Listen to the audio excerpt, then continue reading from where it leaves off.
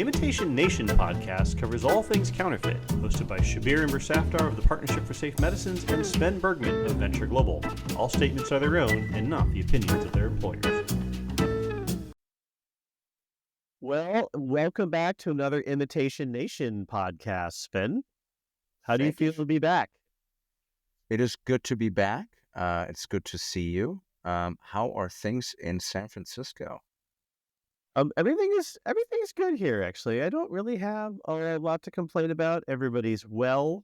As a parent, I feel like I totally just nailed it. My 16-year-old daughter, who doesn't actually kind of need me in many ways, I managed to arrange my morning routine such that I wake up, I make her breakfast, but she doesn't have time to eat. And I put it in a little bag for her to eat because she rides the bus to school, which is kind of great. Like where I grew up, everybody had to drive me everywhere until I got a driver's license, in St. Louis. But my daughter, she's a bus hound. She loves the bus. She knows she'll take the bus. She's got her headphones.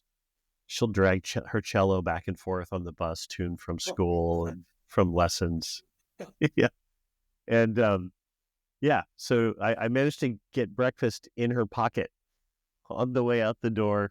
And I felt very accomplished as a parent, getting up in time to get all that done, because sometimes she won't eat if I don't put food in her hand. Yeah, I know how it goes. You know, the cool thing for me is, so mine, the older one already drives. The second one is starting to drive. So I'm this close away from actually losing my Uber job, right? So I'm rather excited about that. The first one, she was more hesitant driving. Is now still an excellent driver, and the second one, because she does horseback riding as a hobby or as a sport, and so I think she has a really good natural ability of how to measure speed and risk and just make decisions as you go quick. She picked up driving exceptionally quickly, which is really, really, really interesting to see her just have a different appreciation for speed and how to make quick decisions. So, well, it was good. But did you have a good weekend? Everything okay there? Everything fun? Anything fun happening? The last 2 weekends I have spent working, honestly. Boy. We're not going to talk about it in depth, but we at the Partnership for Safe Medicines put out a report where we studied shipments of semaglutide and tirzepatide, which are the active ingredients in the GLP-1s that people all know about because it's the most well-known drug in the world right now. And we studied FDA records of people trying to import the stuff into the U.S. And what we found was like 10% of the imports that are logged over the last 2 years are from manufacturers that are not at all known to the FDA. So it's not a big shock. Yeah. Just the thought that there's someone out there injecting themselves with something that came from a factory that the FDA has never visited. Even seeing that the things that the FDA does visit, they sometimes have very serious problems with and have to shut the factory down or ban them from importing stuff. The stuff that's coming in was appalling. There is one, I'm not going to do the whole report now because it would be too long, but there is one person who attempted to import semaglutide, claiming that the manufacturing facility was a JW Marriott.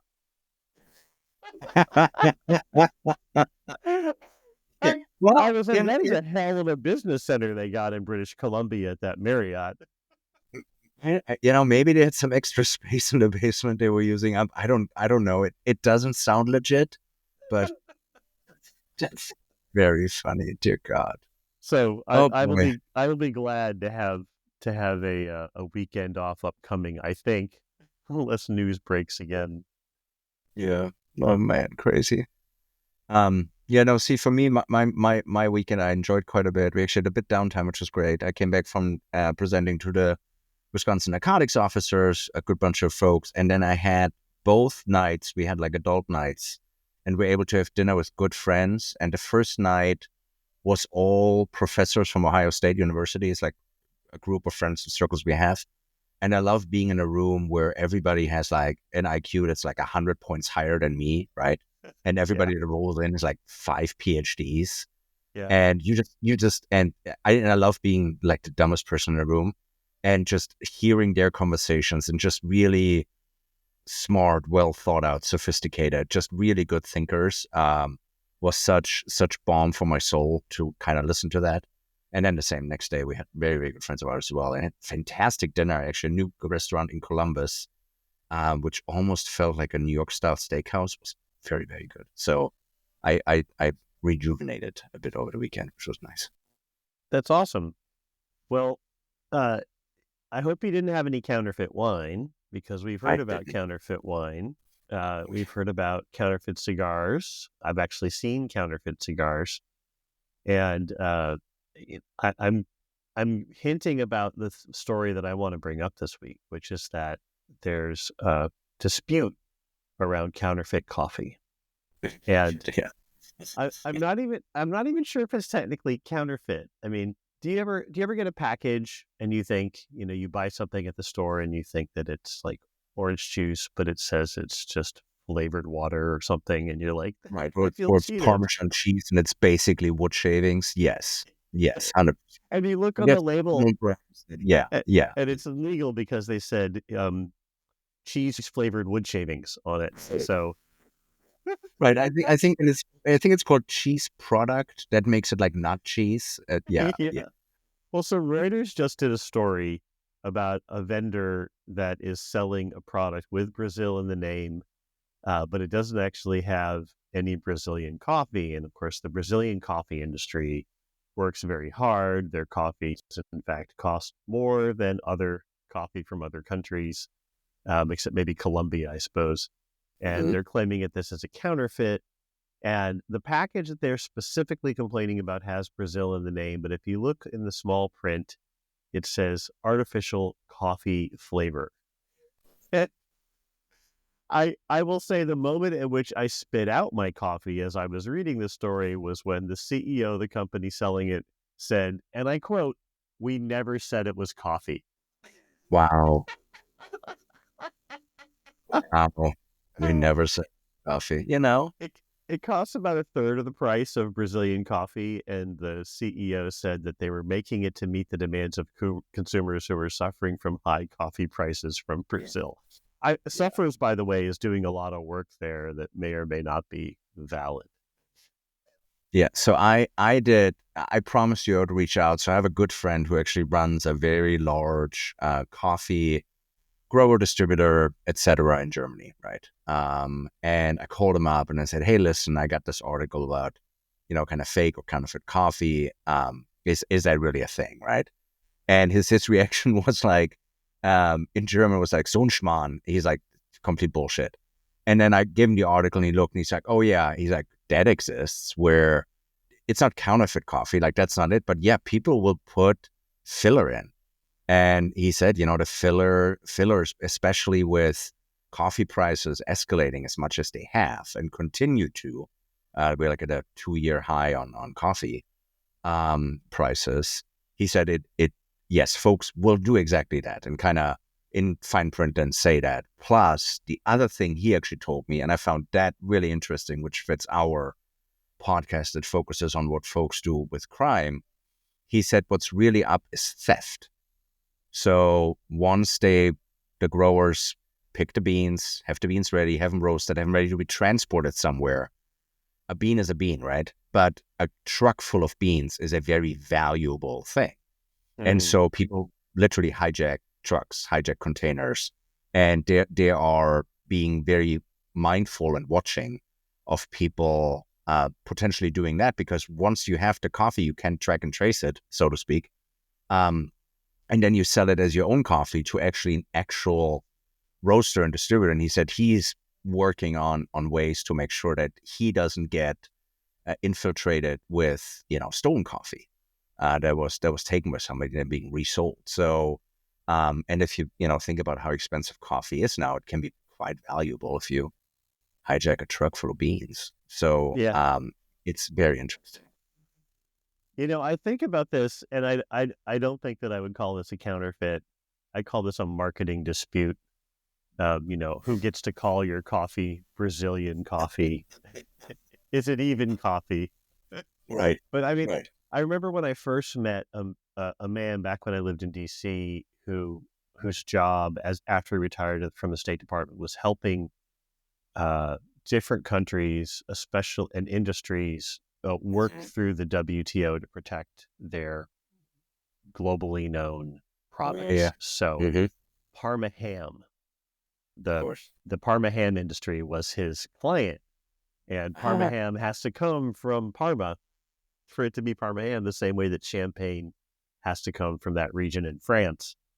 And I, I, I, I didn't think this was all abstractly interesting to me until I was actually one of my wife's and my first dates before we got married was at this place that makes port in Napa.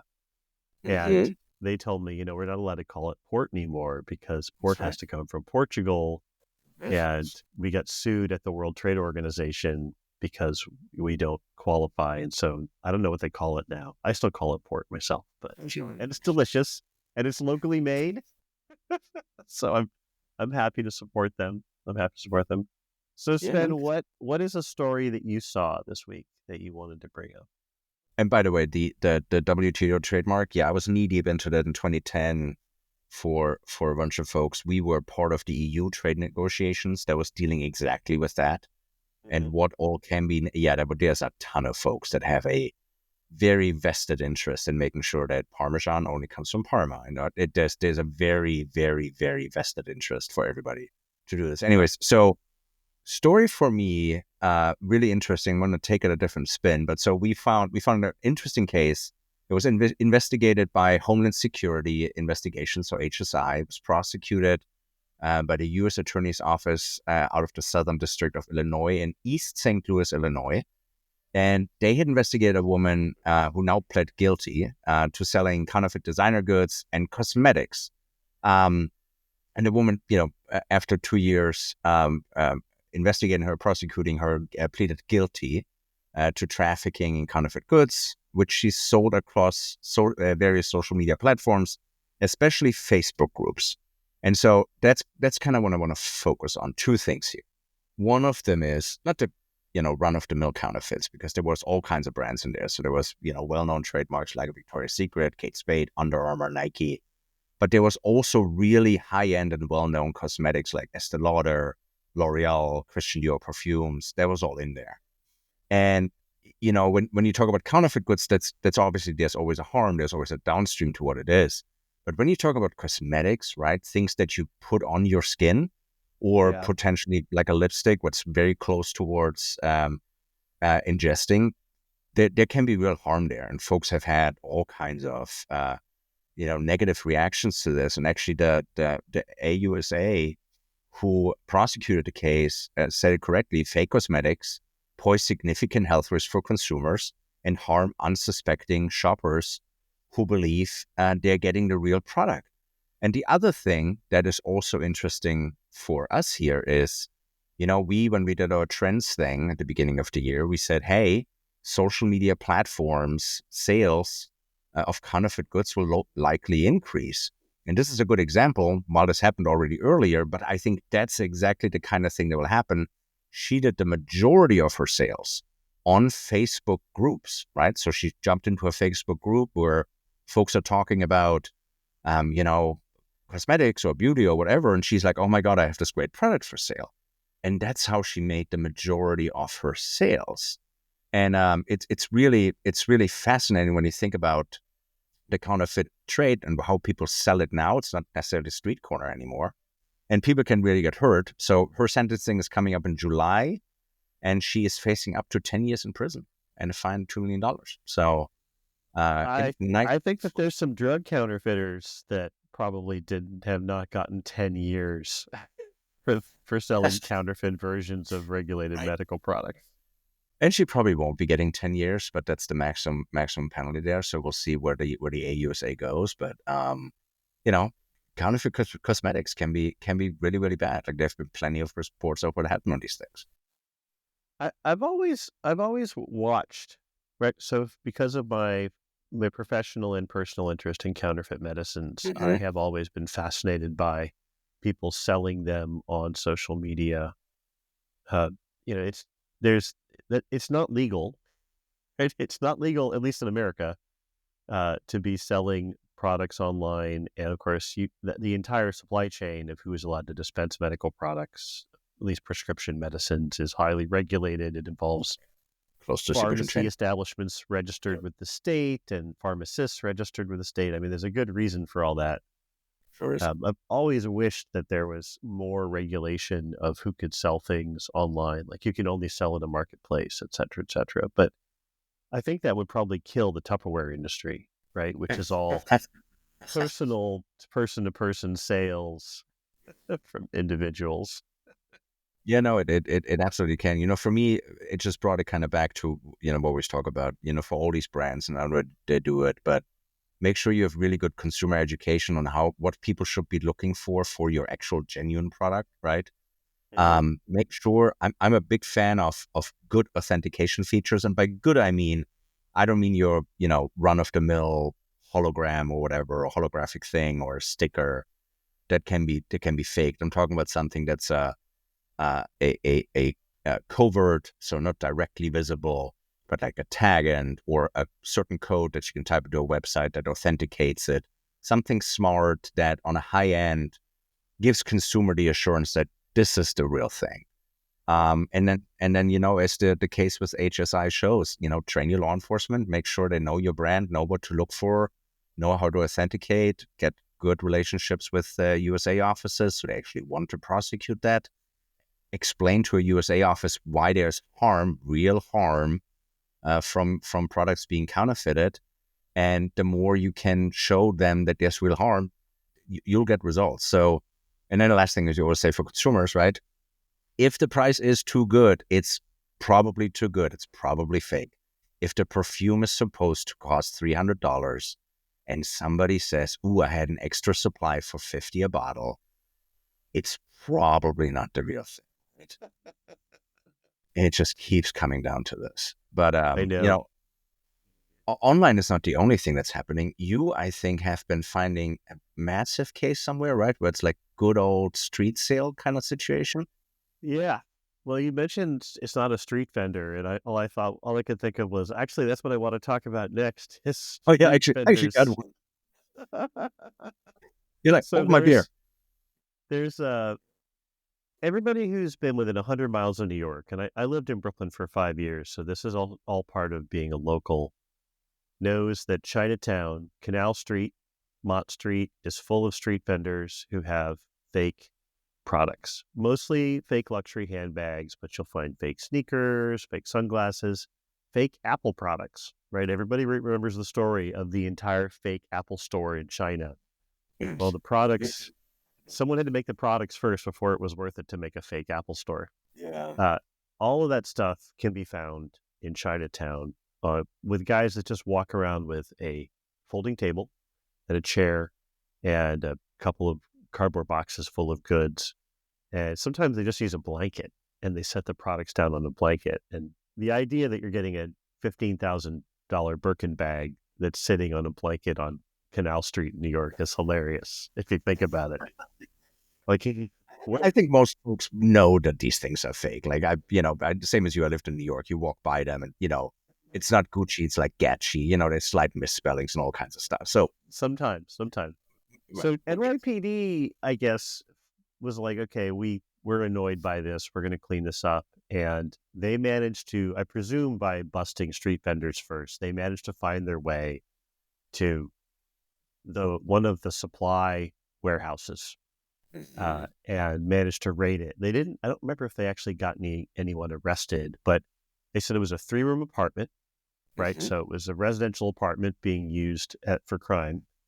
And it was their warehouse. And they said they found over $40 million in just a 3-room apartment worth of fake handbags, Apple products, sunglasses, sneakers, and everything else in that one place. And I was just stunned at the amount of money that much like your truck full of coffee beans that was ensconced in this little like studio apartment. Yeah. No, but when you flagged the story when we prepped for this week's pod, I was like, how is this still a thing? Like, to your point, I lived in New York at this point, like 20 years ago. And under Giuliani, he actually enforced rapidly against it. And so all these street vendors started to be, pushed out and pushed away because he wanted, for Chinatown to be safer. Actually, interesting thing is the comment from the NYPD commissioner was exactly that. He said, we think this is a huge quality of life issue, right? So the quality of life with the crime, with having these peddlers there, we as an issue. So we want our quality of life back. They want to be able to walk down a city block without being accosted by vendors. So they look at it not just from the crime, but also kind of the quality of life it brings. Um, and for me, again, I got to take it a little bit to the future here. For me, that is happening on social media right now. Like, I want my quality of life on Facebook back. I want my Facebook back. Here's what I mean. The amount of posts I get, or in groups where folks jump in and try to sell something, and you then have to parse out, is that real? Is that fake? What is that? I actually fell. I admit it. I fell.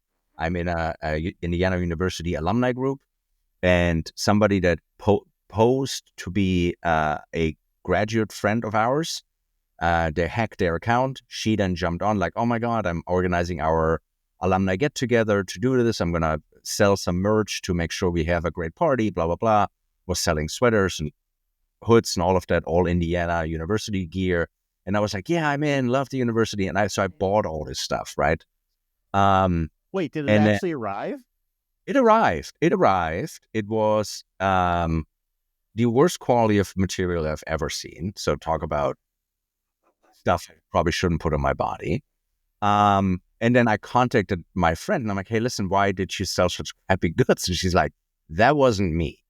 And so,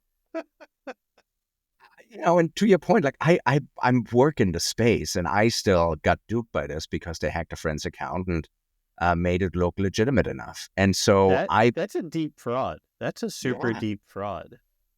So it wasn't just me. It was a bunch of my classmates as well, who got hook, line, and sinker. And we thought we're doing a good fundraiser to throw a nice reunion for our 25th orders coming up. And nope. And so again, I want my Facebook back, right? And so when you look at NYPD, they looked at a 3-bedroom apartment and said, this is not okay in a 3-bedroom apartment.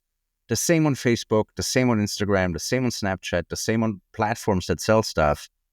All of these platforms should not be okay with criminals being on their platform and saying, we need to enforce against and actually work with law enforcement and allow raids and shut these stores down more and all that. So I want my Facebook back. I'm telling you, I want my quality of life on Facebook back.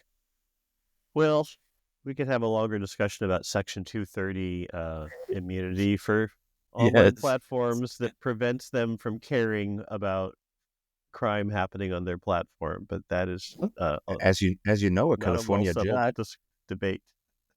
A California judge ruled that Section 230 doesn't apply for Snapchat on a certain case that's moving through there right now. So it'll be interesting. And yes, that is definitely a much more in-depth discussion that we should have. So I have 2 questions. The first of which is, did it clue you in when the shirts showed up from Indiana University? Was that typo not a problem? And my second question is, how have we never talked about this? Because I'm a Purdue grad, and there is some small rivalry between our universities. We have talked about it, and we have decided that we don't talk about it. So, I think that was one of the first things, like when you and I had one of the first dinners in Reno, it actually came up that you're a Purdue grad. And at that dinner, we decided that we will not discuss that topic ever. But yes, I know. Terrific school. Great. I have only, I don't really appreciate the street vendors. And I'll tell you why. Like in San Francisco, we've sort of lost control of streets, right? We've got people who camp out on them. You've got the homeless coalition giving them tents in order to stay there and providing food. And as you've heard me say, I'm a big supporter of the food bank, but I don't believe that you should be living on the street, and setting up a store on the street is also, especially if it's against the rules, is not okay, right? Like there's someone just behind that person who's rented a space, a retail space. They're paying their insurance, they're paying their employees, they're paying for goods, they're being compliant, they're paying taxes to the city. they are contributing, and I don't want them to go away, but they can't stay in business for long if someone out front throws a blanket down and sells, similar products to them, or even interferes with the ability to get into the street, into the store. Right? Like I have a real problem with that. No, that's ultimately, I think sometimes when people, look at Counterfeit and they're like, Counterfeit is not a big deal because it's just a big multi-billion-dollar brand, and why does it hurt them? It's not just the brands it hurts. To your point, like there's so many downstream jobs that rely on this, that make income from that actually pay taxes, that make the neighborhood what the neighborhood is. That all gets undermined the moment you have criminals selling stuff on the side. And actually, to your point, actually something I wanted to open in the intro and I completely forgot. But talking about things that undermine existing business, right? In the last podcast, we briefly talked about how DEO in China quickly or briefly shut down de minimis parcels coming in from China, right? So since then, there has been a lot of pushback or constructive feedback by folks saying, "Whoa, wait, we can't just shut all this down." Yeah. And so a week ago or so now, the White House reclarified and said, okay, fine, basically. De minimis from China can come in for right now. And it's literally written as like we're gonna allow it back in for now, but you have to fix this and you have to fix this quick. That's basically the message they had, and said, you have to figure out a way how you can collect duties and tariffs in the de minimis environment. And you got to figure it out quickly. If not, we'll just shut it down. We don't care. And it's really interesting. So basically, there's a stay of execution briefly on this, but it's happening globally. Brussels just announced a new rule where Brussels officials are urging EU lawmakers to phase out de minimis and basically not allow shipments. And their de minimis is lower. It's actually only 150 euros. And so I think the world is waking up to the fact that we wanted global trade and we're getting infiltrated by a bunch of small parcels that are evading all kinds of legal things, and that are undermining legitimate industries and legitimate economies. And so there will be a lot happening in the entire de minimis space, sparked by, again, tariffs, which is, again, we don't have an opinion on tariffs. It's just that is sparking that. And it'll be continue to be a very interesting thing to follow. So I forgot. So there's a lot happening there. Having spent the last 2 weekends looking through shipping records of imports of regulated medical products, I'm a big fan of having your import system send advanced electronic data. And I'll tell you why. I love the FDA. I love the fact that we live in a country where I think we've taken for granted, but we have the safest medical supply in the world, safest drug supply in the world, and we have access to, although we could have a discussion about how it's funded, all the innovative medical treatments, right? There's no medical treatment that is safe and effective that I probably can't get in the US, right? You may not be able to get it somewhere else, but I can get it here. There are shipments of product that should never have entered the US that were refused entry before they ever left where they were coming from, right? And they did that because the FDA's systems were able to see the advanced manifest of what was being shipped and what was the contents and where was it manufactured, and were able to say that's not going to pass muster when it gets here. Don't even send it. Agreed. And there's a special code, as you know, in the database of imports, which is refused before shipping and refused after shipping, and these were all refused before shipping codes. And I just love that. I love that, like, if you make the person who is sending you the product have to explain the details before they get there, then you can actually keep it from potentially getting in and reduce your workload at the actual import facility. I think it's, I don't know why, I know why we have de minimis. I think it's been abused. I don't think it's good for our country to have an entire river of packages every day that's undeclared, I guess is how I'll put it. Yeah. the volume from de minimis increased because we've done some research ever since the EO came out, from 150 million parcels in 2015 to now 1.3 billion annually. So that's a 10x, right? That's insane. And to your point, like in the cargo environment, in the anybody that ships commercially through any of the large carriers, DHL, UPS, FedEx, etc. To your point, it has to be declared before the airplane ever takes off. Like the manifest with the advanced data has to be there. And if that's not there, your plane ain't taken off, right? Yeah. That won't be shipped. And yeah, I think that's crucial for us to figure this out in the de minimis and small parcel environment, because, and with that, I'll leave it. There's so much discussion about the border and the southern border being porous and all of that. When you talk about a porous border and not having border security or, pharmaceutical border security, any kind of border security for not having unsafe goods come in, we have a massive hole, and it's a 1.3 billion parcels a year hole that's unsafe, because we can't screen it, we can't detect it, we can't target it. If you're lucky and, the guys at JFK happen to open up the right box, they might find it, but that's not a way to secure the populace. So, it's a big one. It's gonna get addressed. So we'll see where it goes. So I have a prediction about what we're going to see in the mail stream after May. So as you may have heard,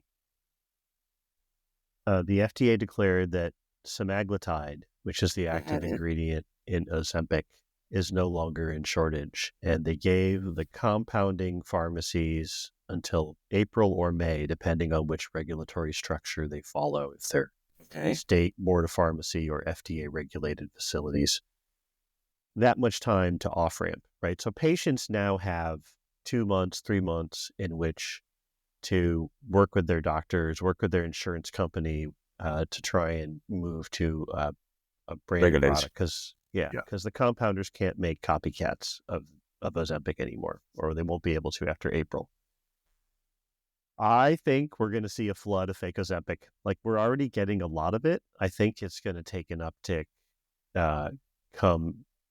probably starting now, right? I'm actually already seeing people selling retatrutide-based products illegally, and that it doesn't even have an FDA approval to be sold to the public yet. So I think that we're likely to see a lot of fake Ozempic pens take a big spike starting between now and especially after April or May, because people will think, well, my insurance company doesn't cover it. I can't get it compounded. But this medicine's really important for me. I'm losing a lot of weight, and I've, spent my whole life trying to, and so I'm going to go online and buy it from some sketchy vendor. Right, and it will be sketchy, and it will come in a small parcel, and it will be undeclared. It will be de minimis, and it will be called socks, right? And unless the customs guy happens to run it through an X-ray, says this doesn't look like socks, opens it, has the time to seize that, there will be a ton of it coming in. If you imagine, if only 1% of 1.3 billion parcels is counterfeit, semaglutide, Ozempic, Wegovy, you name it, right? You're looking at 13 million parcels. That's just 1%. That's a breathtaking amount. Yeah, you could have a real serious national health problem with 13 million sketchy parcels. 100%. No, so good. Well, we didn't talk about it, but we'll talk about it next week also. There was fake Ozempic found in an Arkansas pharmacy a couple weeks ago. Ooh, let's leave that as a cliffhanger for next week. I think that's a good one. Yes, that will be a cliffhanger. The Imitation Nation podcast is a production of Cause Stories and is the sole owner of this production. Podcast production by Elizabeth Rude. Podcast management by Sarah Imber Safdar. Theme music written by Jonathan Boyle.